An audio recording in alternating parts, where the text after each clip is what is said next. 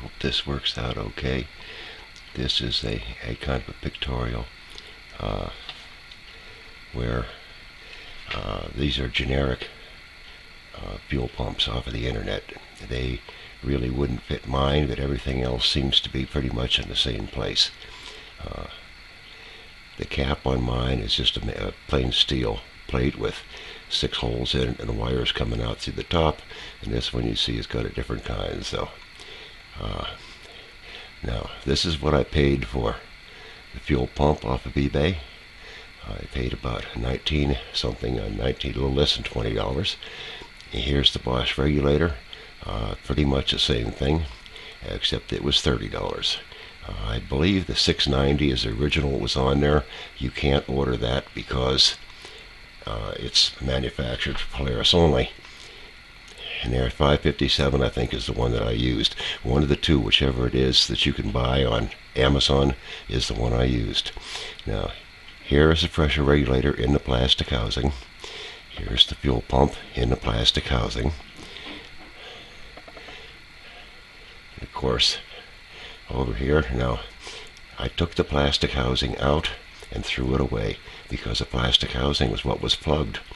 I would recommend, if you're having fuel starving problems at idle, that what you do is try to see if you hear the fuel pump running, it's probably working. I put a short piece of fuel line in here with 2 hose clamps, a hose clamp on the top up here, and a hose clamp on this rod to stop the fuel pump from sliding down under pressure, because it did it twice. And it's been working fine for 2 months since. As you see here, this is a 3rd clamp to prevent the fuel pump from sliding down. There's a pressure regulator. There's a plastic housing that I threw away. I don't know whether there's a screen in the plastic housing or what's in there, but it was dropping my fuel pressure from 27 pounds down to 9 pounds, which is why I was starving for fuel and shutting down. Once I did this, which is an easy fix, for 2 months now, it's been fine. I use that Ranger for hauling all my firewood, and it's been doing a good job. So, thanks for watching. I hope it helps you out. Bye.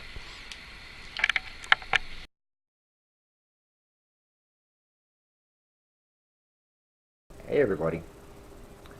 Well, that was the end of this video. I hope you liked it. If you did, you might want to give us a thumbs up or write a comment. If you didn't like it, of course, you can always give us a thumbs down.